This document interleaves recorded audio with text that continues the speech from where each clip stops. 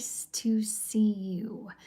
I just want to do this quick live as I got off the live with you guys just a few minutes ago, and I started telling and sharing with my daughter, Scarlett, some things that I was going through this morning and some insights that God gave me. And I was getting insights just talking with her in real time that I have to share with you. This is too good to keep to myself. I'm so excited. This is so beautiful. I was sharing with Scarlett. She knows that before I met her dad, I had a boyfriend, and I had this relationship with him for about a year, and it was extremely toxic. I was extremely enabling, and I felt like I couldn't say no. And there was some instances that she obviously doesn't know about, but it was that relationship and what was done inside that relationship to me caused me to question my Christianity. Hello, Yoel. I'm just making a brief 15-minute video here. So I just had some insight that I want to share with you so quickly. It's so awesome. So I dreamt about this person who was very toxic in my life, extremely toxic. And I have, this toxicity caused so much trauma that I was enraged and bitter towards myself. I blamed myself, and I ended up just not dealing with it because I didn't know how to deal with it, because I felt such shame that I just buried it. And yes, it leaked out in other areas, but I for the most part, I just buried it. And so this relationship that I had with a man 2 years ago brought up some of that trauma after the breakup, because after the breakup I started putting two and two together and started realizing that this person was not authentic, they were not living their true selves. They were lying, and lying to women, lying to themselves, and not living who they truly wanted to be. And that caused me to, I was really angry, not at who they were and who they were pretending to be. I was mad at they were lying to me, and they were lying to themselves. I was angry at being lied to and being forced to live a lie. And I had a dream this morning about my old boyfriend that I had before, like over 20 years ago. And I started thinking about that, just that particular person, and I put two and two together. And God had me realize that it was the pain and the trauma from the initial first experience that mirrored the boyfriend 2 years ago. And I need to, if I forgive one, I have to forgive the other one, because they're similar. So I have to forgive it. I have to forgive myself. And I was thinking to myself as I was telling Scarlett, I don't like thinking about the past relationship of this, whatever relationship it was 20 years ago, over 20 years ago. I don't like thinking about it because it was just so toxic and so demeaning, and how I could have allowed myself to do that. And then I was sharing with Scarlett, I'm predestined. We all are. So these events that I participated in, yes, they were my choice, but I only had two choices: to either do this or do that. Whatever choice we make in life, it's either to do this or do that. And each choice is predestined. We are a thought in God's mind. So when God thinks of us, when he thought of us before we were born, Shannon will do this. And if she doesn't do that, well, then I'll give her this choice to do. There's no in between. There's just this or that. And so we're predestined to make this choice or that choice. And I made that choice. And so whatever choice you make, it's under God's will. And so as I was telling Scarlett today, that my choices that I made led me to who I am today. And I never dismiss that. I don't dismiss that. But I still don't like who I used to be and what I allowed to happen to me. And and I got myself into, we talked about on the other live today about emotional self-regulation, about trusting people. And I didn't feel comfortable, but I wanted to trust this person. So I took the leap of faith and trusted this person, and I got myself into trouble. And the situation proved that I couldn't trust this person at all. And I felt guilty for it. I was in a vulnerable position. I couldn't do anything, and they took advantage of that vulnerable position. And so, but I still felt guilty. And so, as I was telling Scarlett how our decisions, we feel guilty, but God doesn't want us to feel guilty. And all of a sudden, what came out of my mouth, and this was God led, I did not think about this, was not thinking about this answer. Like, it just came out of nowhere. It came from God. And I felt God telling us, well, you can feel guilty, but that's not why we feel guilty. We feel guilty to, we think the reason why we feel guilty for doing something is it nails us to the wall in this shame. And when we refuse to let go of this guilt because we can't make it up, there's no do-overs. So it's like, I can't let this go because it's that bad. And we're judging ourselves. And that's why we're guilty, is we hold on to the guilt because that guilt allows us to gaslight ourselves into judging ourselves. But what if there was a different reason why we feel guilt? And that's what God shared with me with Scarlett today. Guilt is not to keep you beholden to judgment. The guilt is God's way of saying, you didn't need to do that. See, we question, why did I do that? I was so dumb. I was so naive. I was so stupid. I was so whatever. And we judge ourselves by that guilt.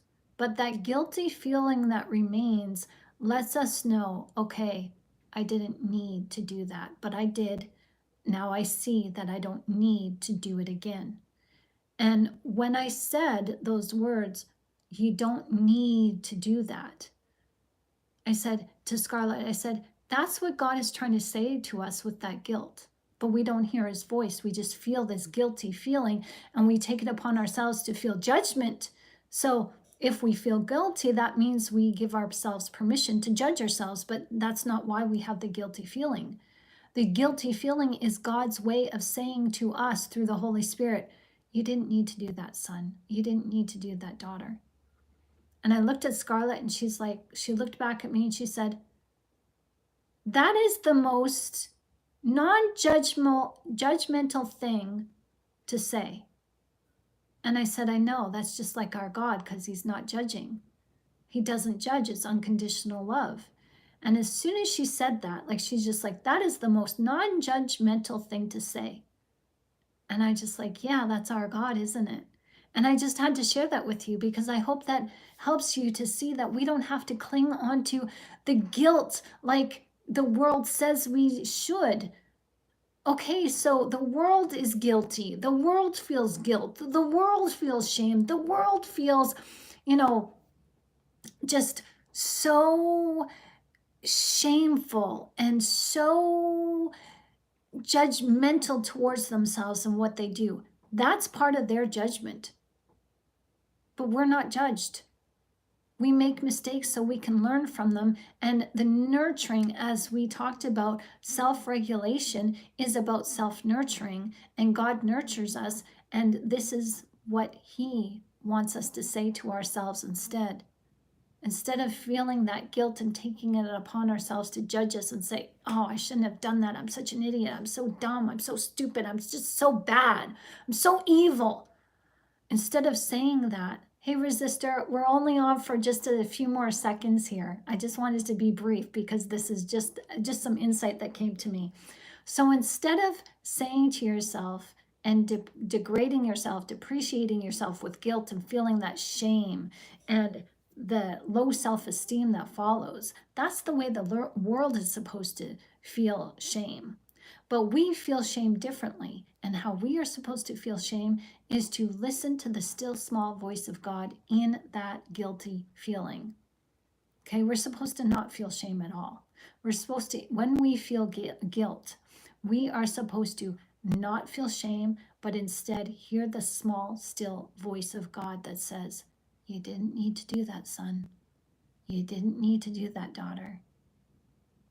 Let me show you a better way. And that's it. That's it. That's it. Do authors have places to learn from other authors? Hi, Mark Travis. Nice to see you. Yeah, I suppose so. Yeah, but now's not the time to talk about that. So I just wanted to share this with you just briefly. Like, I'm making some buns, some whole wheat buns, and they're due soon. So, but I just wanted to share this with you. This deep insight is just that simple. It's reframing. How sweet is it of God to share this with us? And I'll just reiterate for those of you who are coming into this video, this is just a brief video. I'm going to sign off in just a few seconds here. So how is it, the sweetness of God is this, where he even turns our guilt around. We don't have to feel guilty for anything. That guilt is the Holy Spirit's way of saying, hey, kiddo, you didn't need to do that. Instead of feeling guilty for indulging or feeling guilty for bad behavior, you didn't need to do that. And you're like, yeah, God, I didn't need to do that. You're right. And how do you make it right? You can't go back into the past. The guilt, that hangs on to shame is giving us permission to judge ourselves, because there's no way out of that except to judge ourselves. But no, God has a better way. Don't judge yourself, because you're saved by grace through the cross of Christ, right? So if you're saved by grace, you didn't need to do that. You didn't need to fall head over heels over into that sin, because you're saved from that sin. You don't need to experience it. You don't need to experience it to know it. But God understands that we need to experience it to grow away from it. So, yeah. So isn't that awesome? You don't need to make it right to forgive. That's right, Mark Travis. You don't need to do that. You didn't need to do that. It's that simple. Just start telling yourselves, instead of hanging on to the guilt, if you're reflecting on your pain, you're reflecting on your trauma, and you're reflecting on judgment of yourself, just write it down. You don't need to do that.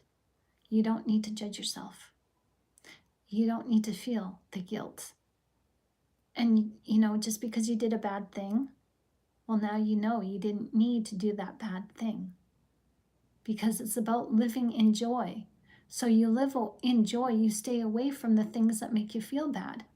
And that's why we do the bad things, because we're gravitate to bad, because we've been born into this God-forsaken world that is fixated on bad, that lives for bad, lives for that bad feeling, as we've been taught that bad feeling is familiar. We touched on this earlier today in the live when we talked about emotional self-regulation. Hey Ted, how you doing? Nice to see you. So yeah, you don't need to go back to negative. Yeah, you didn't need to do that. You don't need to do that. Just tell yourself that. Speaking for myself, there is anger, rage, and shame involved in realizing that I allowed the invited a horrible, immature, destructive woman into my life.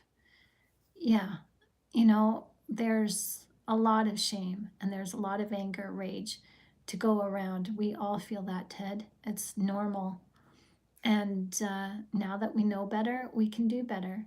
So you just tell yourself, I didn't need to do that. And I needed to do that at the time, but now I realize I didn't need to do that because that wasn't in my best interest. And we talked about this also, of trusting the wrong people. And that's what we do. We trust the wrong people. So, yeah, we don't need to trust the wrong people. We don't need to do that. You don't need to do that. It's okay. And that's the most non-judgmental answer God gives us. You didn't need to do that.